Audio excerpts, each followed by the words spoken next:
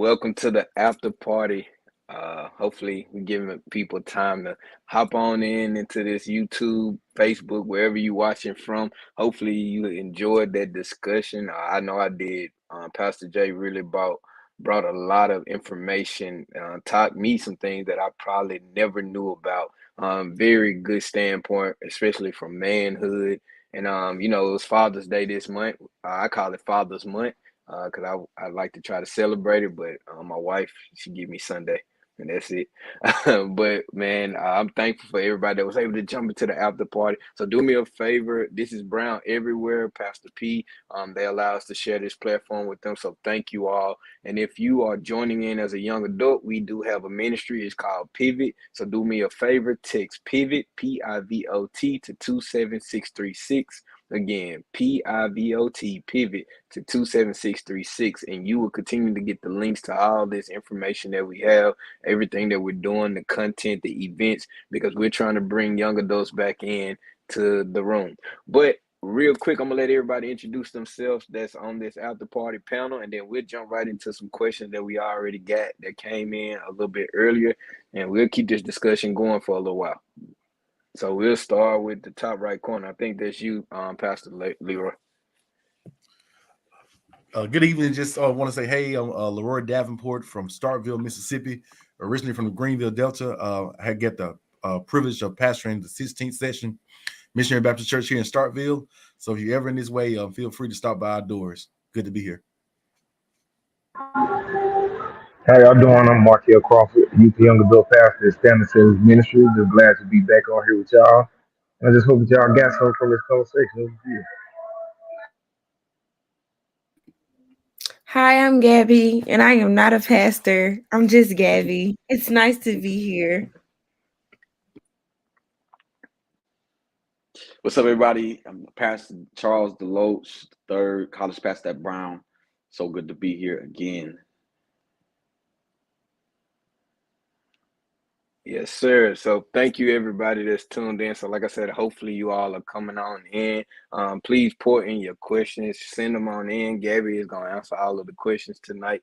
And then we're gonna throw some over there to Leroy. Nadia's not here, her partner in crime. She is definitely on an assignment. So y'all keep her in your prayers, keep her lifted up. She's doing something great. Hopefully she'll be able to announce it very, very, very soon. But one of the first questions that came in, you all, was when it pertains to fatherhood. It was somebody that said that their father was absent in their life. They never got a chance to know their father. They never got a chance to have an actual father figure. And so right now they feel like that's playing a part when it comes to their marriage.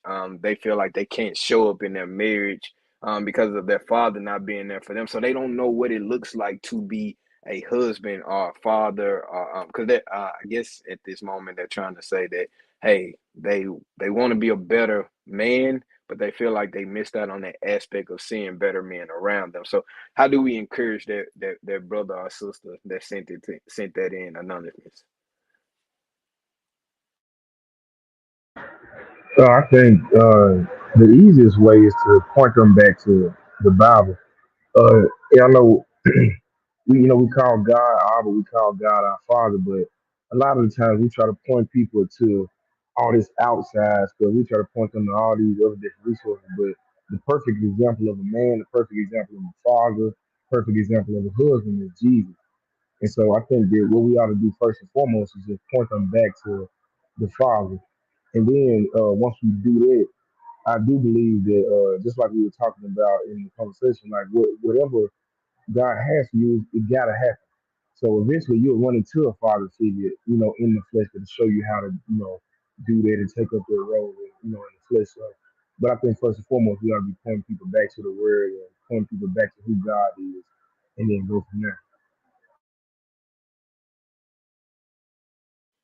All right. Anybody else got something that they want to add to that?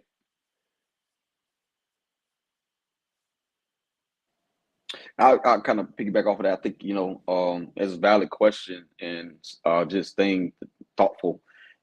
I would say Markel kind of hit it. The Lord, He knows, man. He's gonna put you by people that are father figures. Like, my testimony in my life is that everything I am, I passed by somebody that looked like it. and everything I will be, I'm more aware of that. Those who I pass by now, at some point, I'm connecting with them because that's something that I need, or not even that. That's something that I will. That's something from them that I'm going to get, and so, trust God in that. But also, I'm gonna be real practical too, man. It got a lot of podcasts, YouTube. You know what I'm saying? Some real stuff like there's a lot of things, a lot of resources that we are able to tap into, and if you don't know something, and of course you'll never know how to be a father until that that child is there, right? And so we can learn all we want to, and listen to all we want to, but trust that God will give you what you already have, to be able to be the best father that you can be. Good stuff. Good stuff. Anybody else want to add on to that question before I jump into the next one? Okay. Because it's funny how ironically the next question that came in, and these are questions that came in to us way before the show kicked off. This person, father, was present in their life, but they said they do not want to be nothing like their father.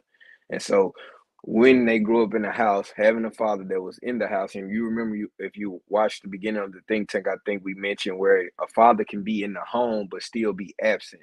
And so it doesn't mean just being physically present, but it's actually taking time to get to know the child. And here we have someone saying, "Oh, how do they go about finding that example?" And I think you guys kind of hit a nail on the head with it, but it's just the encouragement part for saying they don't want to be nothing like their father. And I don't want to just jump and say the same thing I said earlier, so I want to give some fresh take on that.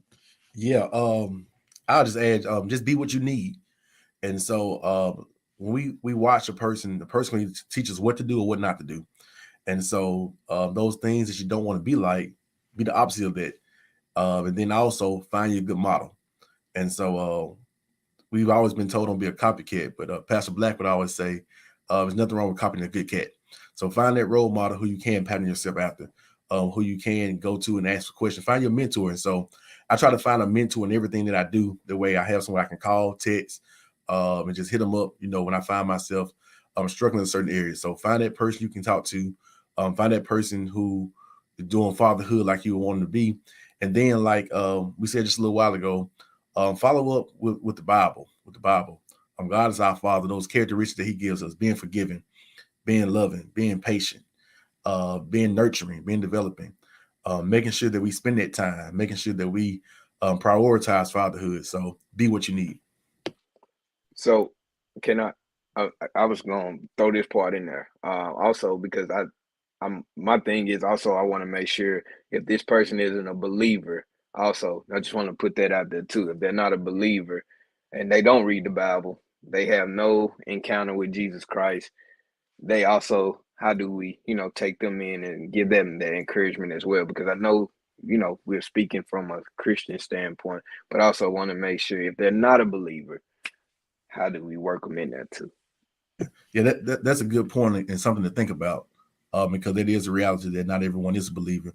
But if someone is not a believer, not going to small groups or Bible class or in church and reading that Bible, find that person in your workplace or find a friend that's doing fatherhood that you like and begin to pattern yourself after them. But find that role model. To add to that, I would say I have known a couple of people in my life who constantly say, I don't want to be, what my dad was or what my mom was, or just anybody in my life who had, some type of guardianship or authority. And they end up being just like that person. And I think it's on purpose, to be honest, and not those negative connotations that most people mention, but the little personality traits and things like that. But I said that to say that the first step to that would be actually forgiving your father for being what he wasn't to you.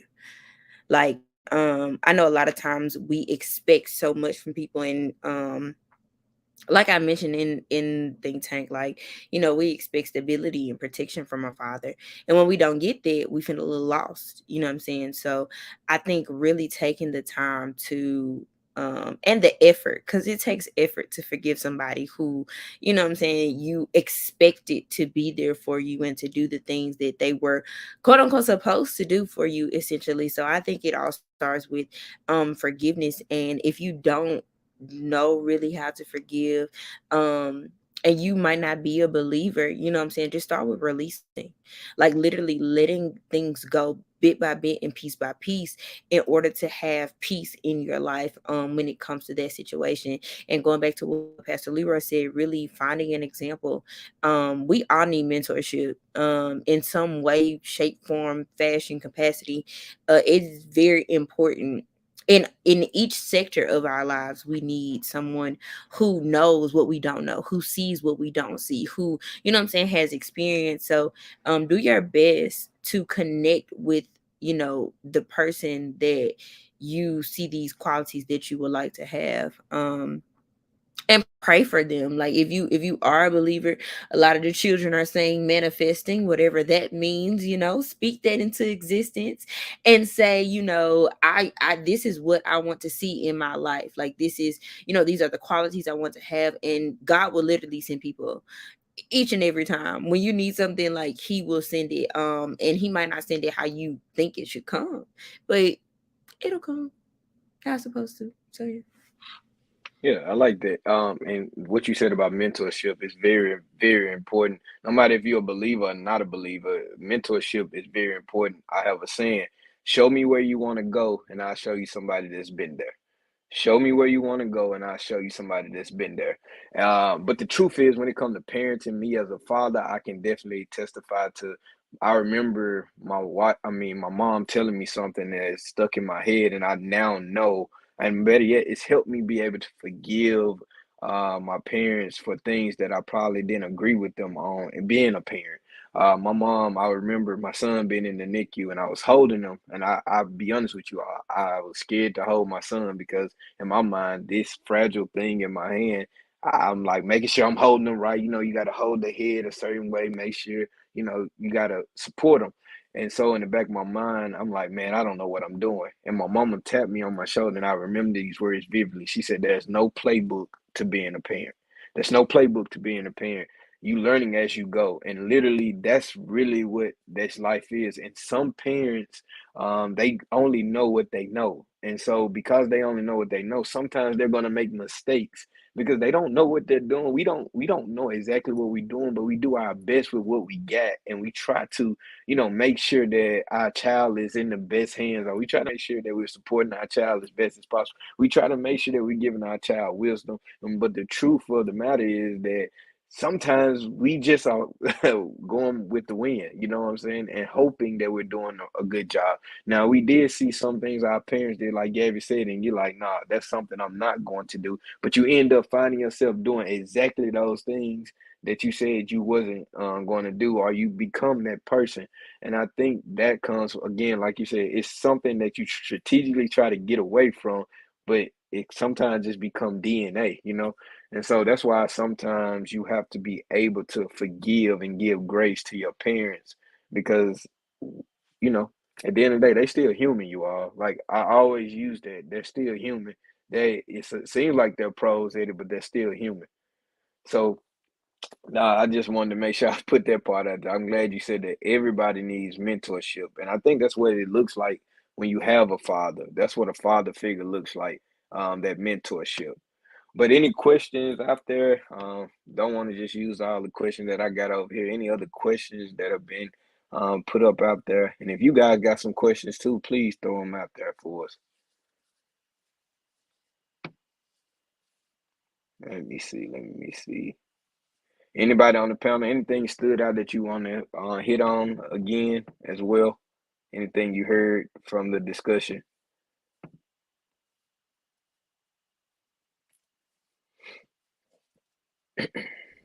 Y'all so quiet. Right, Oh right. my gosh. I'm trying to think about the conversation. It was good, man. The whole conversation was good. Uh, Yeah, I don't know, man. I kind of want to hit on the last thing we just talked about the stuff that we say we're not gonna do as parents. And I think The reason why we become, what we say what we don't want to become is because we so focused on it, and that's the only thing we think about. So we drive ourselves crazy with, okay, well, I don't want to do this, I don't want to do that, I don't want to do that, and then we end up becoming exactly like I said, like what we don't want to be. So I guess if I could just, give some advice for, like you said, the person who is a believer or the unbeliever, is to not focus on what you don't, like the parent you don't want to be, but focus on the parent that you do want to be. And you will get way better results than if you just focused on what you didn't want to be. So that's what I wanted to add on there. I'm gonna see if I can come up with some more questions, Yeah. some I got think about when we talk about. I got some. I want to say so. I wasn't on the panel, of course, but I did listen, and just like, of course, daddy issues like listen, seeing the flyer and things like that on social media. It is appealing, but y'all, I want to like really like push this. A lot of what we see, specifically in the black community, is because of daddy issues. And to get real, go back into let's talk about the war on drugs back in the 80s, right? And just that whole pandemic um, that locked a lot of black men up. Let's talk about the family structure back, going back even further and seeing how the black family was so strong. You know, you had a man in the house, he was working, he was doing his thing. And then now you have this thing where a lot of men are going to jail. And so a lot of people are growing up in an era without fathers. And a lot of what we see today is the result of the children of crack babies. I always say that. I said, you know, a lot of what we see in Gen Z and not even in some millennials is not because of the world just going crazy. It's because of what happened back then when you take the man out of the household. And so, from my personal experience, if my dad was not in my life, I would not even be sitting here. I'm convinced I wouldn't even be here right now, sitting here talking to you. I wouldn't be in this state. I would not be doing what I'm doing.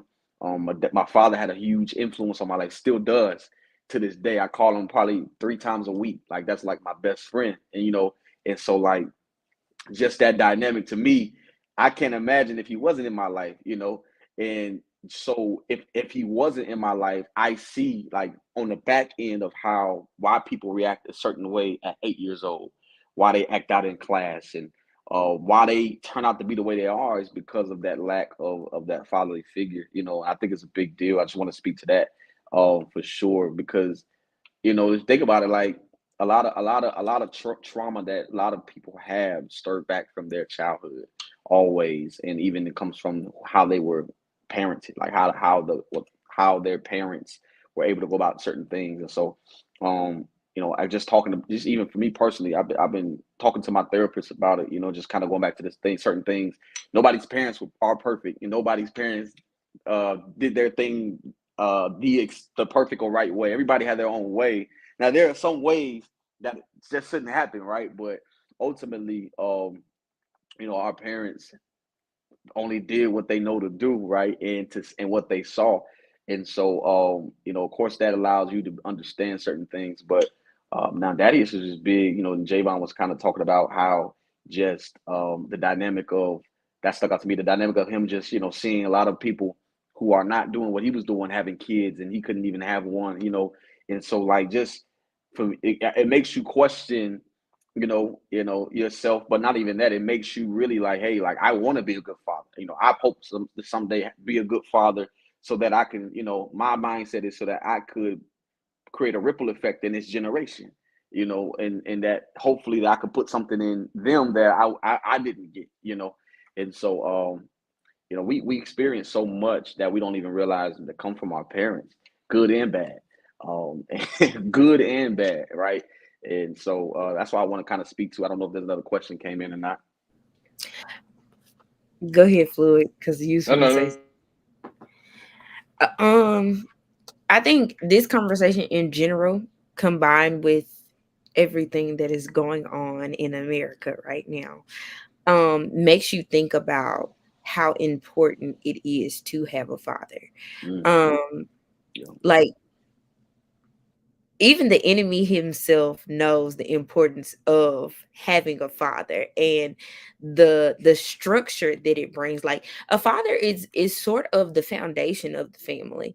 And even in like the talk, I think Markel, you said, you know, your father literally gives you your identity. That's a literal thing. Like a man literally gives the last chromosome in order for a person to be, you know, male or female. And I think that we a lot of times diminish, especially as a culture, we diminish like the role of a father a lot these days. Um, and half of that, like you said, Deloach, is because of trauma. Um, because somebody said, "Oh, he wasn't good to me," or "Oh, he didn't do this correctly," or you know what I'm saying? Like because we don't, you know, forgive and give grace as God gives it to us. We experience a lot of stuff in life that we really wouldn't have to deal with if we learned to forgive and give grace, being honest about it. But the importance of just having a father in general makes a difference, especially speaking as a woman, of how important it is to have daddy. Like it is, I can't even tell y'all who I would be. I agree with you, Deloach, without my dad. Like that's bestie, okay? Yes, every girl who has a bald head daddy is spoiled, and I'm one of them. I like to say taken care of. But you know, to have a father in general to show you this is how you should be treated, you know, a dad who is present, who is there. And also it's a different type of covering. Like when you get married, you have a covering of like a husband. When you're in a family and you have your father, like that's a different type of like covering. I really can't explain it, but it just feels different. Like when I say safety is a thing for me, and I do not have to worry. And in a sense, connecting that with who God is to me, like I don't have to worry. Just like, you know, God clothes the lilies of the field. Like they don't worry about anything. I don't worry about anything either physically because my dad has always taken care of me. But my heavenly father always takes care of me. Like he always comes through. And so I think like my dad taking, you know, that modeling of who God is, but you know, just taking on the fruits of the spirit in general, and really being a man, you know, chasing after the heart of God, number one, but then also just being a good person, um, has really, you know, impacted me. But I think that we really have to continue as women. Let me say this. As women, we must continue to uplift men. It's a hard world out there. You know what I'm saying? Like being very honest, like life is hard in general. And so I think that as women, we do have a task and a mission to uplift our men and encourage them and most definitely pray for them, because they fight a battle that, you know, we try to understand but we always can't, and we also as well. So you know, it should be a always uplifting, always, you know, you look good, you're doing well, you're doing a good job. Like, you know, sometimes that's all it takes for a man to keep going. So to all the beautiful men here today, you're doing a great job, you look good, you know what I'm saying? So, you know, women, like, whenever you get a chance, whether it's your husband, the father of your children, or a black man, a man, whoever you see on the street, you look good today. You're doing a good job, sir. So yeah. So we actually got a question, and it said, "Can we be so focused on doing better by our children, we do not give them enough?" And that's and that question right there is powerful in itself because if you look at that flyer that we have of Denzel and his son, if you ever seen the movie Fences, there was a Mhm. part in there was super powerful. The son said, "Why you don't like me?" And Denzel said, "Do I supposed to like you?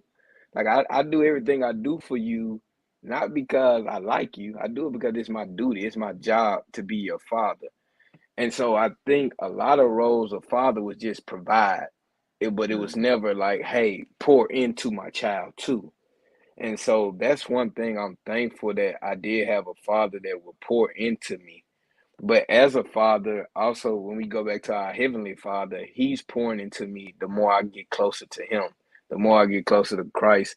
he pours into me, and it goes back to that identity. Because I also remember J. Cole in the song, you know, he my favorite artist, and he said, "Rest in peace to Uncle Phil. For real, he the only Yeah. father that I ever knew."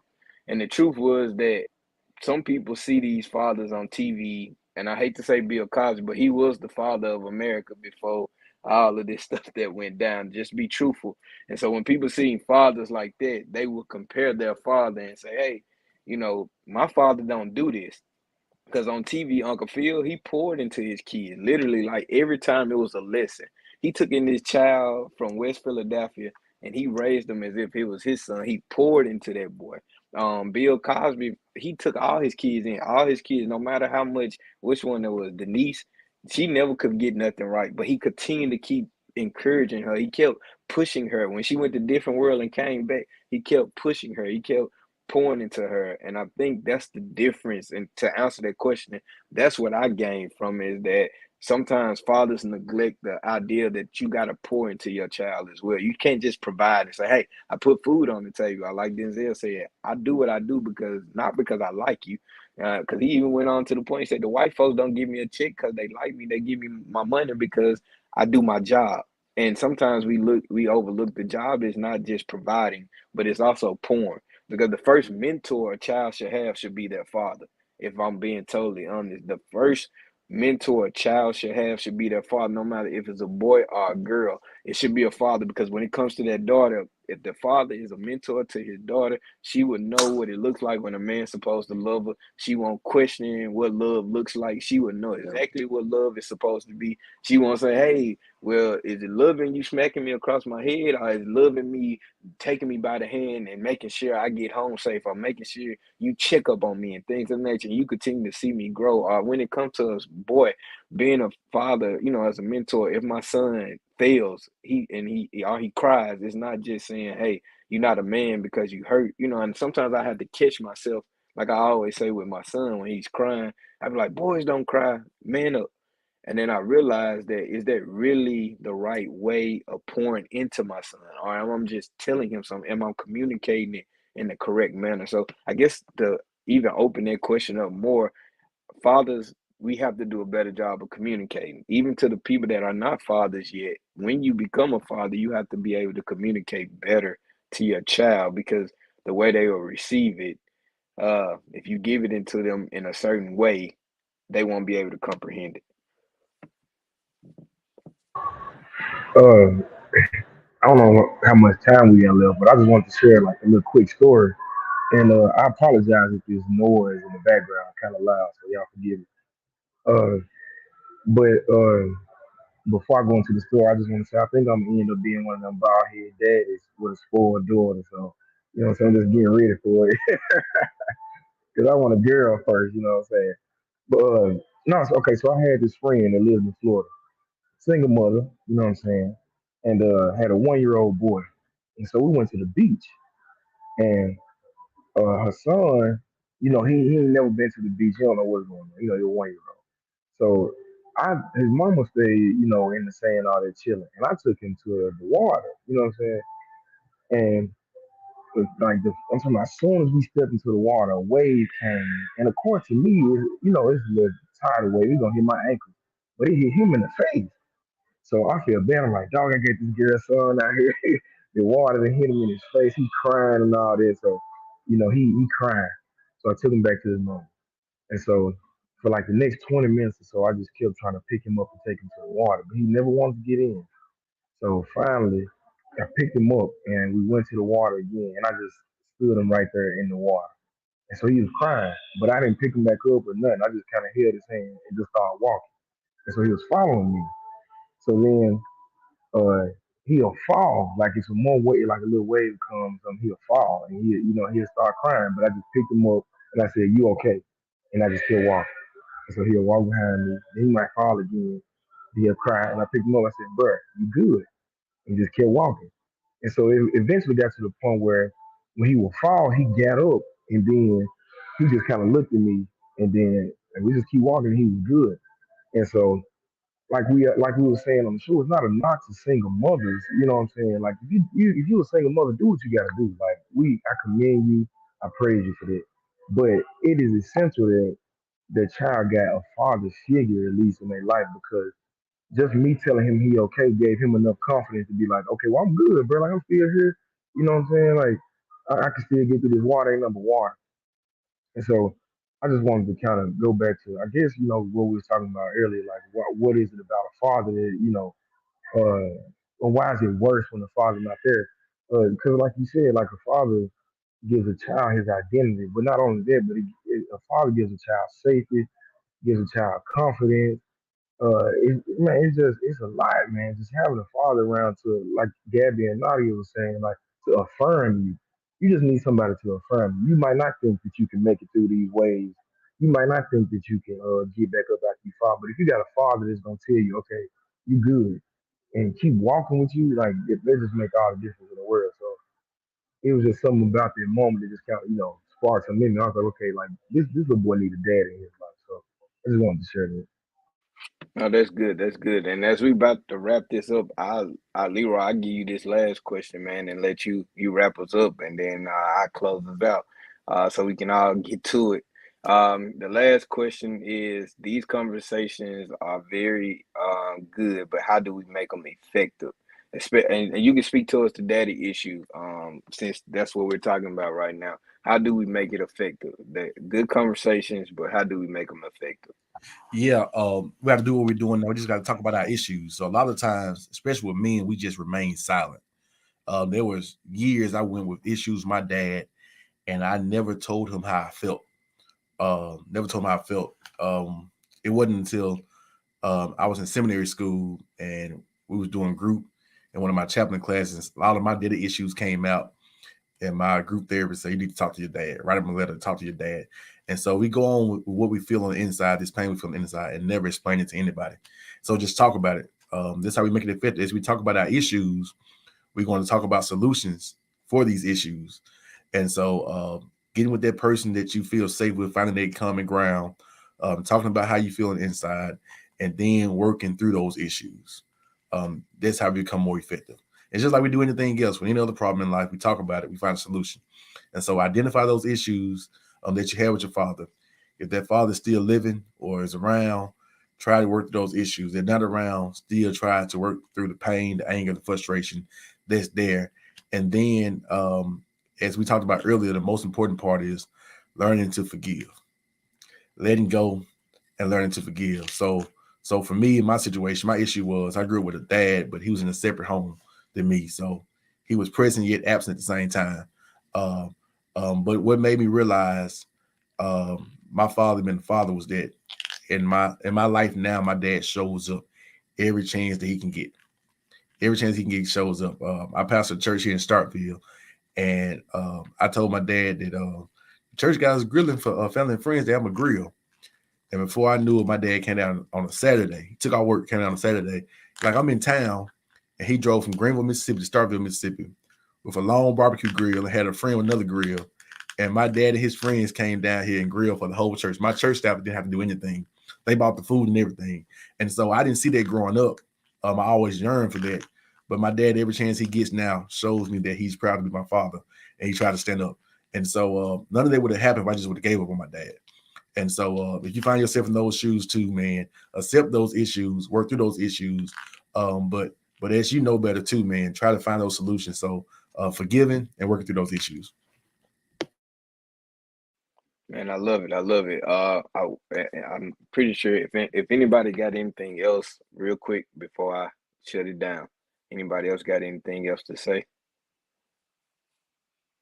Okay. Well, I'm gonna wrap it up like this. One thing that came to my mind as we get ready to close it out, it was praying to God. I'm thankful to God that I had a father in my life, and still do, and I'm thankful for that. So I do not take it for granted. But something that came to me as I was getting ready to and listening to you all today, and just going throughout the day. A lot of people pray to God and say, God, I don't have a father figure. I'm fatherless. And we always say God will be a father to the fatherless. The thing is, God will send people to be like fathers in your life, but sometimes we push them away because they're not our actual biological father. And I know that can be heavy because that person, he's not who you came, part, was part of how you got here. But when we pray to God, God will send what we ask for. It may not look the way we want it to, but He will send what we ask for. So if you do have somebody in your life that's trying to be a father figure, allow them in, allow them into that space. If you truly believe that God has sent them your way, allow them in your space. And then, like Leroy said, and then to your fathers that didn't show up in them times when you were little, if they're trying to show up now, if they're trying to show up in your kids' life now, let them do that, because this is their opportunity, and this is how you give them grace. This is how you extend that same grace that God is giving you. Because there's some places in your life that you didn't show up, and God still gave you grace. So give grace to those fathers. Like, we got to break those chains, because Pastor Deloach said, a lot of black community issues are because of daddy issues. And that's why we wanted to hit on this subject. But as we wrap this up, I want to tell y'all, next think tank, we going to part 2 of kingdom dating. And we're talking about soul ties and entanglements.